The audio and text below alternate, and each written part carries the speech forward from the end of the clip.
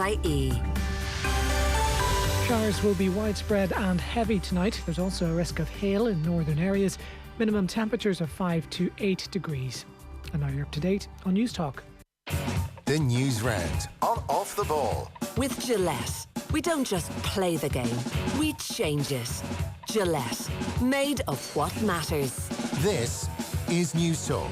Hello there, you're welcome along to Monday evenings Off the Ball. We'll try and get our heads around the various goings on around the Republic of Ireland senior team. Philip Quinn of the Mail is with us after 9 o'clock. Meanwhile, there is a coup happening in the Premier League. Luke Edwards of the Telegraph will lay out exactly why this is a terrible idea, or certainly there is a hell of a catch to the Manchester United-Liverpool proposals.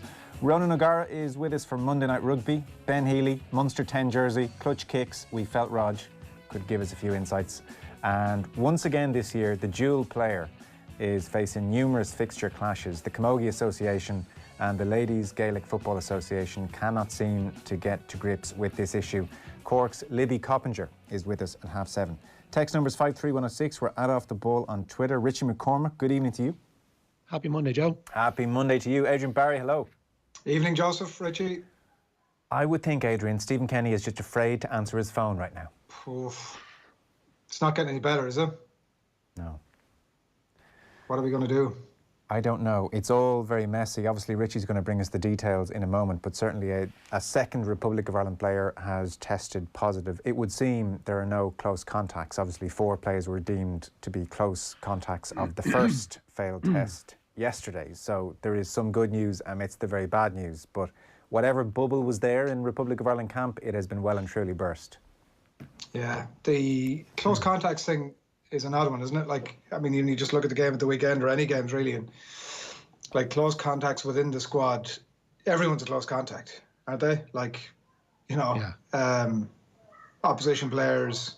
I was even thinking at the weekend, like when the stuff broke about the Ireland players on, what was it, Saturday, was it early Saturday when there was more players out or whatever, like even from a Wales point of view, you're looking at that going, Jesus, I really don't thoroughly be on the pitch here. It's going to be interesting to see how it plays out. I wonder when everybody regroups at their club after this window. I'm sure the clubs are going to be very nervous, aren't they? Yeah. Like, what are we going to see on that front? It may not be long before clubs are reluctant to send their players. There might be a lot of hamstring injuries over the next 6 months. I would think so. Scotland had a few positives. We've obviously had our issues. I was just reading yesterday, Naby Keita and 4 of his Guinea teammates have had positive tests as well. And I haven't even been able to keep track of what's going on across South America and beyond. So when all these players pitch back up at their clubs, I would think serious conversations will happen. And you know as well, you forget the human aspect of all this. I was just thinking, imagine we were in our work scenario, or anybody listening in their work scenario, there had been 2 positive tests across the last number of days. We would not want to be anywhere near the place, let alone interacting. You know, even just watching the warm-ups for the Wales games yesterday, I was picking out some of the players and they're, you know, the way you lean on each other for quad stretches and things like that. It's really difficult for them. And they are human beings, and yes, they're young and healthy, but you don't know how you're going to be affected. You see lots of people with chronic fatigue. If you're a footballer, that's not a good situation to find yourself in. And then secondly, but I would think in the minds of the footballers, every bit as importantly, they all have different family situations. They have children with respiratory illnesses, I'm sure. They may have pregnant partners. They may be interacting with parents that they're very concerned about.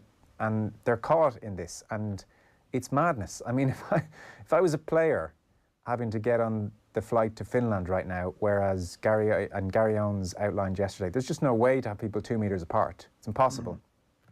I'd be feeling really uncomfortable, and I think it's really tough on them. And Stephen Kenny praised their attitude, and I'd echo that because it just can't be easy, Adrian, in there right now.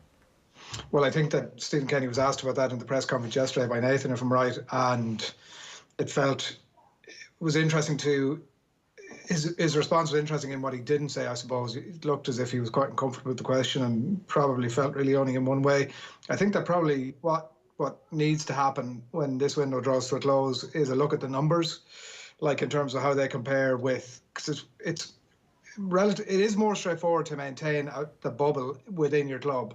Like obviously you've got the games and then that's what it is, but outside of that, it's much more controllable. Whereas you go into an international window like this one where they're playing 3 games and the flights that come with that and the various squads that come with that over that short period of time, it feels like a far less controlled environment that, I don't know. I just think beyond this window, I think, as you said, players are going back to clubs. Those clubs are going to be depleted now. Like those players who've had actual positive tests obviously won't be involved with their clubs for at least 2 weeks, and maybe longer. So it does feel as if the international thing is going to become a luxury, isn't it?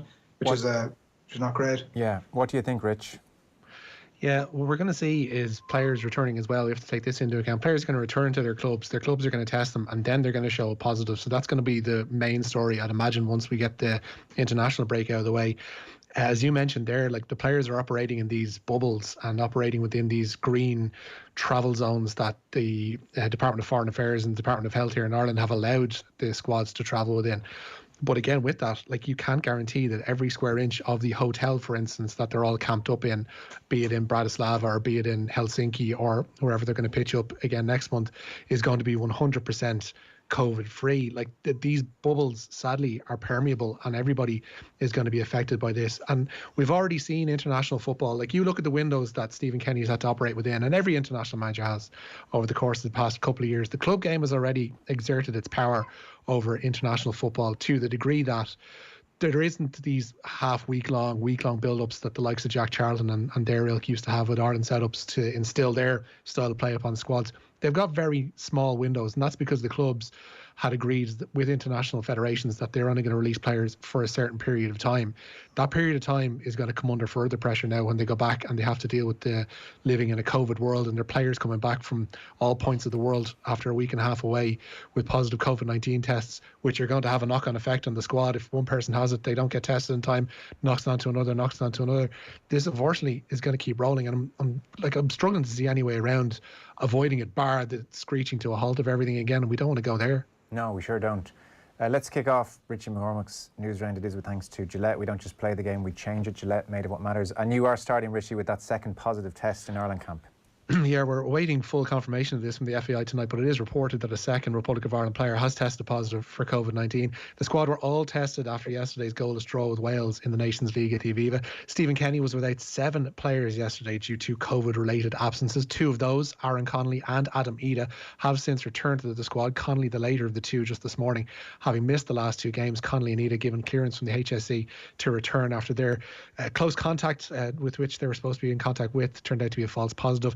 The latest player to test positive has been tested again today in the hope that their original result was also a false positive. We've recorded a good chunk of the football show already. Philip Quinn was on, and he was saying that for the flight out to Finland, the players are going to be scattered around the plane, Adrian.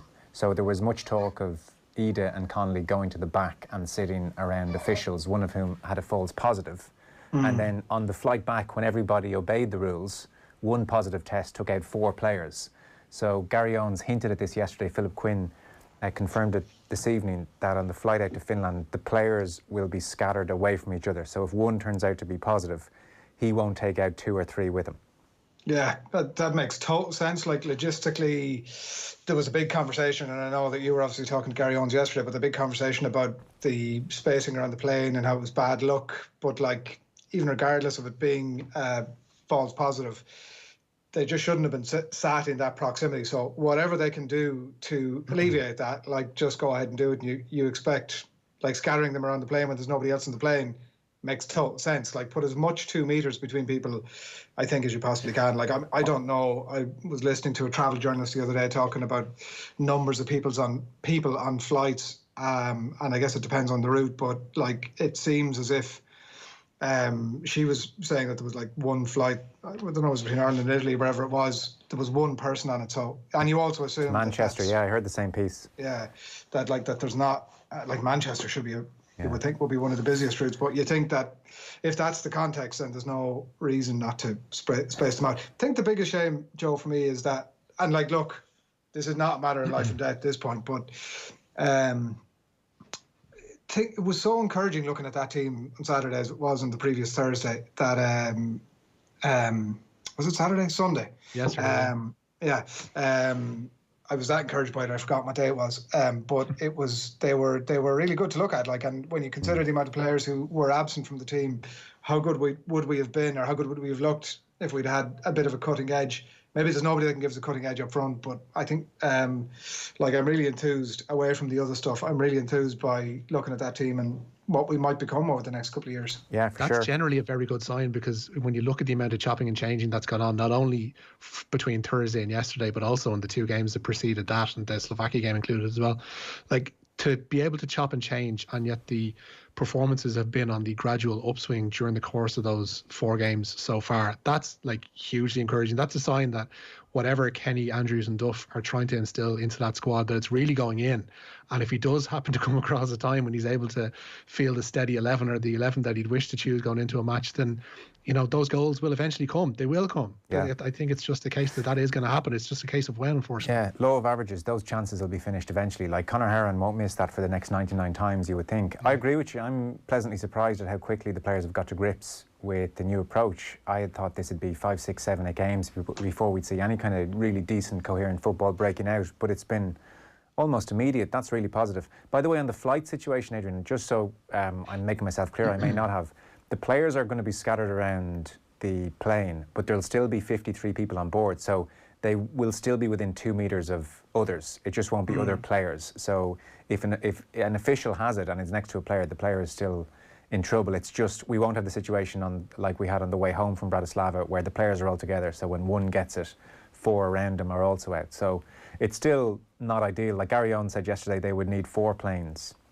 to accommodate the 53 people that need to travel. And needless to say, the FAI are not paying for 4 planes, so it's tricky. There's a text in, Joe, if Hourihan or Brown took their chances in front of goal on Thursday and Long and Horgan yesterday, we win both games. The narrative around Kenny is totally different. He has to be credited for the build-up play that led to the chances, can't be criticised for players missing chances that they should have scored. We're talking fractions between hero and villain here. I must say, I haven't seen Kenny taking any stick. I generally have been consuming lots of media. It's out there. Is it? Twitter mainly? Yeah, it's Twitter, Facebook. You see it on the comments and stuff that we post up on the Off the Ball Facebook, etc. Like, it is out there. Okay. But like, I'd go with the Jurgen Klopp always kind of managed his sides with that maxim of we will get another chance. And I think Kenny has something of that in that Ireland squad at the moment as well. We will get another chance. And like you say, law of averages, they will be converted, sooner rather than later, we hope, but they will be converted. And as long as we're in a position where we keep making chances, going to make it difficult to keep the ball away from the opposition, and going to put ourselves in a better position to win matches, and I think that's all good. I mean, I love David McGoldrick, and I'd have him in the team, almost first name on the sheet territory at the moment. He does everything except score lots of goals, so that's an issue. The hope over the next year or 18 months is that Troy Parrott or Aaron Connolly or even Adam Ida get to grips with international football and they have 20 career international goals in them, and that's where it comes from. Again, and then you can throw in, your Mick Obafemi's from Southampton, and there are others going down through the underage system that will come through as well. I can't remember, we are still pitching our hopes on these guys who are still improving in the international sphere, but I can't remember a time as an Ireland supporter when we did have that plethora of young strikers who are all operating in and around a pretty similar level. Parrott's probably the lowest now of them going on loan at Millwall, but I can't remember a time when we had a group of young strikers all operating really, really well and at a really consistent level, and with the ability to make the step on. You have to go back to maybe the era of Stapleton, Quinn and Cascarino, and Aldridge, I guess, is the fourth of those. Yeah. But they were all of a certain age. They were all hitting their late 20s by that stage. I don't think we've ever had 18, 19, 20-year-olds that are all coming along together and all very much have either established themselves as Premier League players or look like they're going to in the next 5 years, and that's really promising too. If you're Stephen Kenny, you would like them to find their feet by about March time when we have those World Cup qualifiers? By about Thursday, I think it'd be great. Thursday would help too, because we need to stay in pot 2 in the World Cup qualifiers, or else we're into pot 3, and then our chances really dwindle very quickly. Could you imagine if we're March and we're in a tough group and we don't get off to a good start and the World Cup looks unlikely? We are then looking at 2024 the next time we're at an international competition. Yeah, well, it's looking, whatever pot we're in, whatever pot we've been in for the last couple of years, we haven't looked that likely anyway, have we? Did we win no Nations League games under Martin Hill? I can't remember what it was, but anyway, it hasn't looked particularly promising. We haven't really settled into the Nations League just yet as a country, have we? We haven't got to grips with that tournament. Well, nobody even understands what it's about, Joe, including yourself, so, how to qualify. So it's, when you're dealing with that dynamic. Do you know what I was thinking the other day?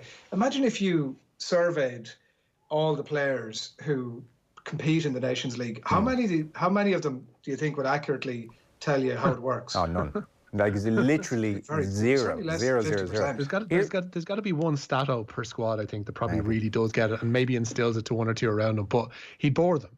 Like, there's no way you can adequately explain the Nations League and not send somebody off into a bit of a snooze. Here's what I know about the Nations League. We stink the joint out, lose all our games and still get a playoff in the end. Yeah.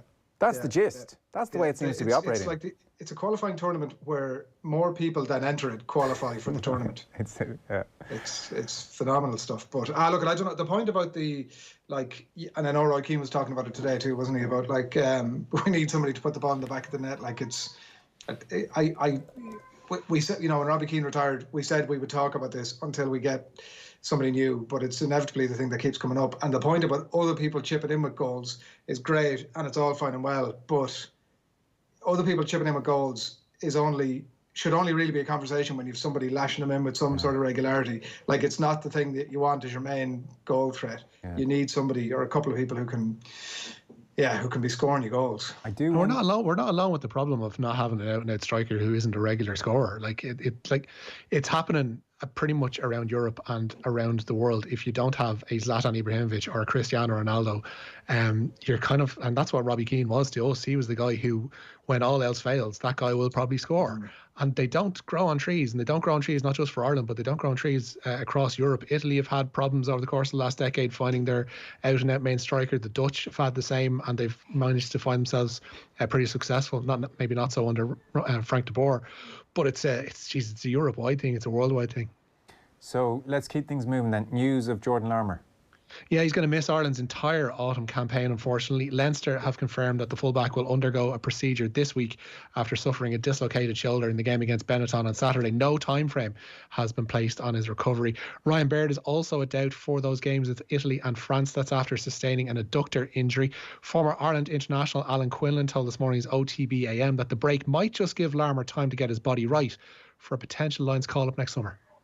He's matured a lot. I think he flew onto the scene a couple of years ago, and his ability to play is just phenomenal. His footwork, his pace, his general skill. The question marks, I suppose, were, and it happens for any fullback, is how you cope under the high ball. That's where most of the scrutiny comes from. And I think in recent weeks he's been put on the wing, and Hugo Keenan has played at fullback. So Stockdale is playing fullback for Ulster. So they're kind of interesting things that are happening, but Jordan Larmour is a fantastic player with just natural ability and an ability to find a gap. We probably haven't seen as much of him in open space or getting as much ball since the lockdown came back. But he's someone who's matured a lot. He's still very, very young and has played so much rugby in the last couple of years. That's such a natural talent, and it's tough for him, dealing with these injuries are part and parcel of the game. Sometimes players don't ever get those kind of serious ones, but unfortunately it's part and parcel of it. I had plenty of them myself, and he's going to have to try and, probably not sure yet whether he gets surgery or not, or how they address the issue, but he's going to be out for a while, and it's a big blow, but look, it's part and parcel of it, as I said. He was name-checked as well by Warren Gatland as one of those players who he would be interested in from a Lions perspective. So there's a lot on the line. It's a really important time for him to, to try and not rush back, but at the same time to come back ready to go. Yeah, look, and he's someone that would definitely come into contention for the Lions. Lions always depends on how the Six Nations go, the previous, just before the tour, but it might be a blessing in disguise. Yeah, I'm not sure the blessing in disguise part. I mean, I think he needs these games, to get into full back and get to grips with the position. And it would have a brilliant run of games for him at full back. We'll talk to Ron O'Gara after 8 o'clock and see who comes in to fill the number 15 jersey in green. Richie, the Italian under-21s decimated by COVID. Yeah, they've been forced into fielding a largely under-20 squad for tomorrow's under-21 Euro qualifier with the Republic of Ireland. They do carry over 4 members and a couple of really decent ones as well, Stefano Tonali and Patrick Cartoni among them. But they've been hit by a number of positive coronavirus cases, and they had Friday's qualifier in Iceland postponed as a result. They have regrouped, but the FIGC have decided to field the under-20s instead, who've been in camp themselves since last Wednesday. Ireland sit top of Group 1 ahead of tomorrow's qualifier in Pisa, which will get underway at the earlier time of 5. Lads, are you going to do a piece on Lewis Hamilton equaling Schumacher's record for Formula One Championships, historic achievement? Yeah, I guess we have to, really. That obliges us to, so we'll do something on Hamilton. I still don't think he's the most popular out there. He seems to rug people up the wrong way. Are you a big Lewis Hamilton fan, Adrian? No, but I mean, this is the most cliche thing now, and amongst many cliche things that I come up with, Joe, that I'm about to say, who watches motorsport anymore? Like, I am one of those people who is I'm like a lapsed League of Ireland fan. I'm a lapsed motorsport fan as well. The only attention you pay to him is when he's out and about giving voice to various things he has with Black Lives Matter, obviously, over the last little while. But as for the sport itself, do you watch it? It's been one of those ones that's been hurt by its being forced behind a paywall. I don't think the move to Sky, much like it didn't do cricket many favours in terms of its visibility in the UK and in Ireland, I don't think the same has pretty much happened of Formula One. As soon as you take it away from a pretty easy watch of a Sunday afternoon, those who might be inclined to stumble across it and might take a passing interest in it don't need to take a passing interest in it because it's not there in front of them anymore, and it's one of those. It's more than that as well, though, isn't it? Like, I've had Sky, been lucky enough to have had Sky the whole time, so I could have watched it, but I'm lapsed as well. I mean, is it too simplistic to say it just became a bit boring? Would F1 fans say it turned a bit more boring? Yeah, I can't debate that point, would you? 53106, if you're an F1 fan, would you concede it has become a bit more boring in the last 10 years? That'd be my sense as a kind of casual floating voter. I just hasn't grabbed me for whatever reason. The days of Jordan and the yellow cars and Schumacher and his pomp, turn of the millennium, it had something going for it then. I'm not sure what it was. It's a very technical and more complicated watch now. There's a lot more involved in the drive, which doesn't necessarily travel over to the viewer, really. Yeah, and I'm going to throw this out there as well. Like it's here we go. Much safer sport now than it was, and I think there was like a big part of watching it when I was a kid was like where the crash is going to be, what's going to, Well, that's true. It's such a safe sport now. Yeah, like you obviously don't want terrible things to happen, but it's human nature. Potential of incident was a big part of the appeal, wasn't it? I'm not sure what game you lads are watching against Wales. It was terrible to watch. Passing the ball around at the back doesn't make it a better version of football. We created very little. We can't finish. And I'm not sure what your logic is that we will take our chances. There's no proof of that, says Brian in Cork. I think it's a bit harsh, Brian. I mean, we did create chances, so it wasn't just passing the ball around the back. I mean, you look at the football behind the Harahan chance on Thursday. That's not football we're used to playing very often, you would have to say. And the Brown chance as well off the post. So I think we are creating chances. If it was just Duffy passing to Egan and then eventually booting the ball long, we'd have a problem. But I think there is a bit of end product. There are chances being created. As for what's your logic, is that we will take our chances? That's a fair question. As I said, we're hoping the likes of an Ida and a Parrott and a Connolly develop into players who do take those chances. Lads, as much as I love and revere Robbie Keane, he retired 4 years ago, and all this Twitter trending, he was trending on Twitter yesterday. It smacks of your buddy who broke up with his girlfriend 4 years ago but still goes on about her. It's 2020, lads. Start talking about the next... Well, we are. Our next love is either Ida, Parrott or Connolly. Robbie Keane is another who isn't as loved as his achievements might suggest, Adrian. Every window that goes past Joe, he gets more loved, is what I would put out to you. But the previous text with the idea of like, my version of football, my ideal version of football is better than your ideal version of football. I mean, it's just a very subjective conversation, but give me knocking it around the park a little bit and definitely creating chances. Like how Shane Long didn't, in the area that is maybe his main strength, put that away was sort of beyond me. And like the previous texter before that again had mentioned, that goes in, Browns goes in, and suddenly we're all aboard the Stephen Kenny train. So project big picture, we're talking about this later on with Luke Edwards. He's dead against it. Yeah, a lot of people are. West Ham are against radical plans to overhaul English football in this project big picture. The Londoners were named as one of 9 Premier League clubs that would gain greater voting rights under the proposals. They've been backed by Liverpool and Manchester United, while the EFL have also come out in support. The Premier League, the UK government and some fans groups have spoken out against it. Among other elements of project big picture, the Premier League will be reduced from 20 to 18 teams. 25% of the top flight's revenue would go to the EFL on top of a £250 million upfront payment, but the League Cup and the Community Shield would both be scrapped. Yeah. So, like, David Conn, for instance, who's an incredibly well-respected journalist, was talking about the fact that 25% of Premier League TV money is a big deal here. You know, this is not to be sniffed at. This hasn't happened before. But certainly Luke Edwards, and he'll outline it better than me later on, but he is of the opinion what they're really after here is the end to the one club, one vote system in the Premier League. And what that would be replaced by is the top 6 clubs, and then the 3 clubs who've been in the league the longest will basically dictate the future. And so, frankly, once they get control of the thing, all bets are off. They will be heading for a European league. They'll probably cut more Premier League teams down the line. They'll do everything to suit themselves, and that ultimately is bad for English football. That is the point Luke Edwards is making. But you know what? Maybe if you're in League 2 and you're not going to win the Premier League anytime soon anyway, you might say, I don't care. Like, let them do what they want. So I don't know what chance this has of passing or getting through, but we'll talk about it a bit later on. John Oxx, Richie. Yeah, he's announced his retirement after a 4-decade career in training. He trained both Sea the Stars and Sindar to win in the Epsom Derby and in the Prix de l'Arc de Triomphe during a glittering career. The 70-year-old, in a parting statement, said he wouldn't be renewing his licence for 2021, and his main concern is now finding his staff employment beyond his retirement date in November. Colin McCarthy in touch on Twitter. On the F1, I was a lapsed fan. The Netflix series Drive to Survive got me back in. Forget the top 3. The crack is in the middle and bottom of the championship. Anyone seen Drive to Survive? No, me neither. So watching The Social Dilemma on Netflix there the other day. Anyone seen that? No. I've heard it's good, though. Yeah, they basically just round up a bunch of people who worked in all the social media companies and Google. So be it, you know, the guy who was in charge of monetizing Facebook is on it.